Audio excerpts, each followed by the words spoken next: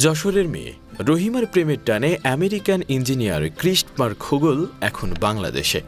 স্ত্রী সন্তান সহ সুখে শান্তিতে তারা এক যুগ ধরে বসবাস করছেন। ভালোবাসার জন্য বাঙালি সংস্কৃতিতে মানিয়ে নিয়েছেন নিজেকে। চাকরি ছেড়ে এখন ব্যবসার পাশাপাশি কৃষিকাজ করছেন এদেশে। স্বামী স্ত্রী মিলে নিজেদের জমিতে ধান লাগানো কাটা সহ সংসারের সব কাজই করছেন একসঙ্গে।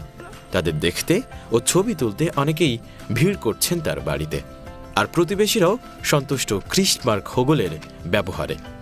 আগে আমেরিকা ছিল, এখন চাষি কাজ করতেছে, ভালো লাগে, খুব ভালো লাগছে। সে কাঠের যন্ত্র করেন, বাড়ির দিক মাঠের দিক যে পয়সা করেছিল সে কাজে লাগাই সে সুন্দরভাবে সংসার পরিচালনা করে। বাস, সে ভালো মানুষ তো অবশ্যই।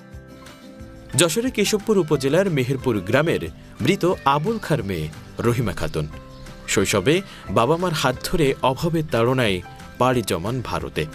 13 বছর বয়সে বাবা তাকে বিয়ে দিয়ে দেন। একে একে তার কোল জুড়ে আসে 3টি সন্তান। সংসারের অভাব অনটনের কারণে তার প্রাক্তন স্বামী গ্রামের জমি বিক্রি করে নিরুদ্দেশ হয়ে যান। জীবিকার তাগিদে মুম্বাই শহরে থাকাকালীন হঠাৎ একদিন সন্ধ্যায় ক্রিস্টমার খোগলের সঙ্গে রহিমার পরিচয় হয়। প্রথম দেখাতেই রহিমাকে ভালো লেগে যায় তার। The first time she could only speak Bengali and Hindi, and I could only speak English, so we really didn't understand each other, but we had a translator.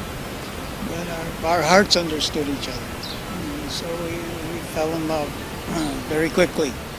এভাবেই ভালো লাগাটা আস্তে আস্তে ভালোবাসাতে রূপ নেয়।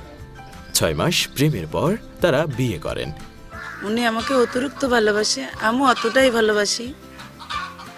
কেন উনি যেমন আমিও এরকম বলে, কথায় বলে না যে দুটো মন একটা হলে ওইটাই অন্তরের ভালোবাসা।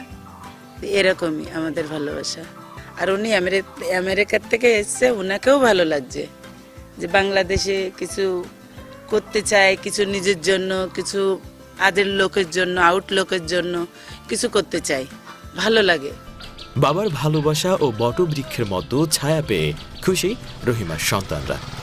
বাবার সব কিছুই ভালো লাগে বলে জানান রহিমার বড় ছেলে ইউসুফ খোগল। আমার বাবার নিয়ে আমরা ভালো আছি, সুখে শান্তিতে আছি, আমরা ভাই বোন সবাই ভালো আছি। আর গ্রামে সবার নিয়ে মানিয়ে চলে। আর আমার পাপা আমাদের পিছনে আছে বলে আমরা অনেক কিছু করতে পারতেছি।